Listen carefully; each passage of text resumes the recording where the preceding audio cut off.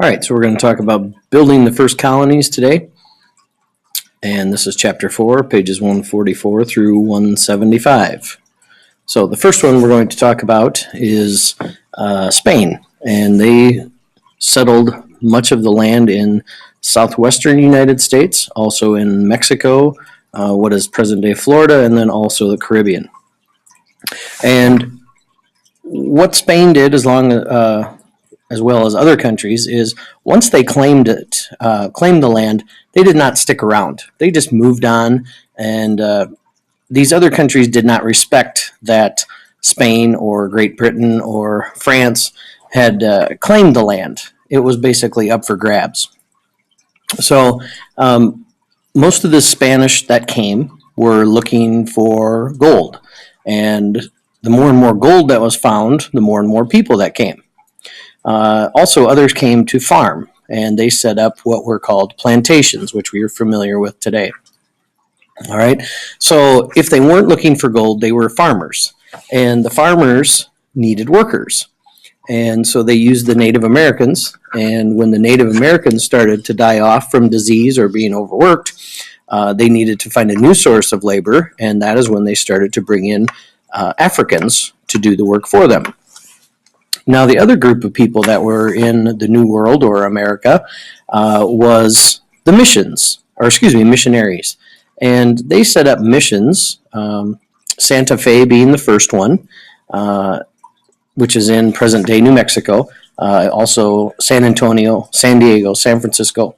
And their main purpose was to convert natives to Christianity, which we've talked about and you should know. So, we will move on to the next one. All right, the English are the next group, and their probably most famous colony that was their first one was Jamestown. All right, and the reason that they were looking was because they saw how wealthy Spain was becoming from exploring new worlds and bringing back the raw materials and resources. So the number one thing that the English wanted was the lumber, because Britain is an island nation and they have limited resources, so they needed lumber to make ships, build houses, etc. And so they send a number of people over to Jamestown. In the first year, they are not prepared because many of them are just there to get rich. They are not farmers and they are not workers. They are rich people looking to get richer. So half of them die the first year, and they send John Smith. And John Smith was a very harsh man, and he very simply laid out the law. It said, he who does not work does not eat. And so that changed attitudes, and Jamestown started to thrive. Well, the next person that comes that makes a huge difference is John Rolfe, and he brings in tobacco, which tobacco had a huge market in Europe because people had been addicted to it.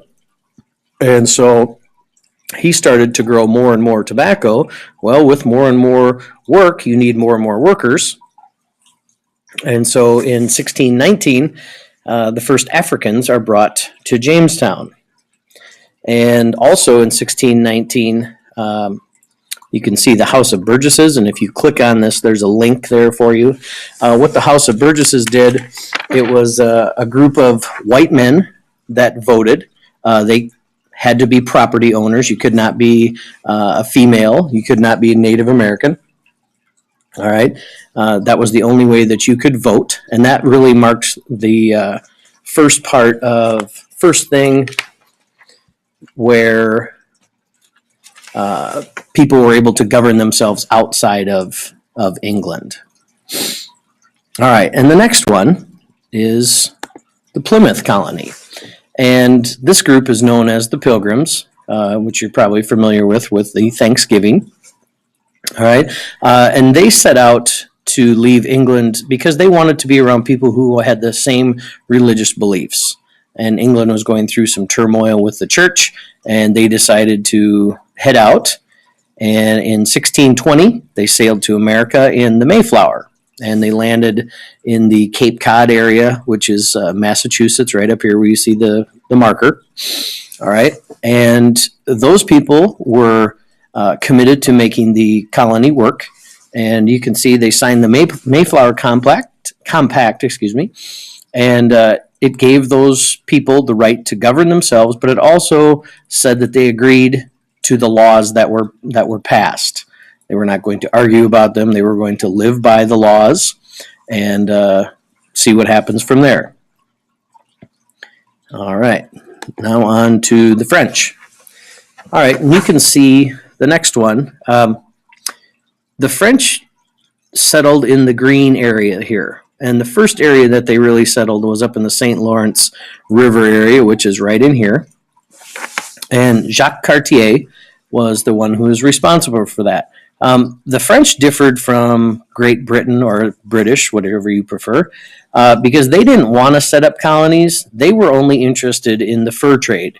And they wanted to get as many furs as they possibly could and send them back to Europe, because fur coats, fur hats were in style in Europe. So they weren't really interested in setting up colonies. So there were not a lot of French that came at this time. However, the King of France sends Marquette and Joliet, which you should be very familiar with, Marquette, Iowa, Joliet, Illinois. Up and down the Mississippi River, there are French names all over the place. And they were sent to find a Northwest Passage through the Mississippi River. Well, they knew the Mississippi was running north and south, and it wasn't going to be the Northwest Passage. So this was all of the land that France had claimed, which ends up, most of it being the Louisiana Purchase, which the United States eventually buys in 1803. So we will move on to the next group, which is the Dutch. And the Dutch settled right up here in New York, where the Hudson River flows through, and so it's partially New York, partially the New Jersey area. And they set up a colony to make money from the fur trade also. So they were trading with the Native Americans, but they were setting up colonies, having people come over to stay. All right.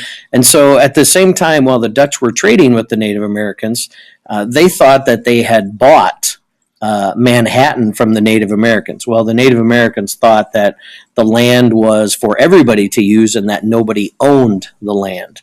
And there was rumors that the Dutch had bought Manhattan, which is New York City, part of it, for equivalent of $24 at that time. Now, whether or not that's true, I'm not exactly sure. I've heard rumors, yes and no, but anyway, that's beside the point.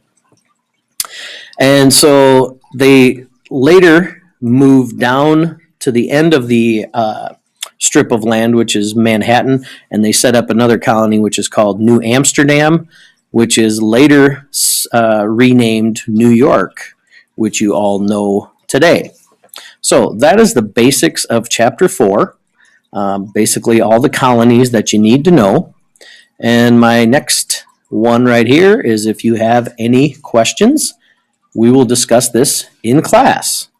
So feel free to watch this as many times as you need to, and have a good day.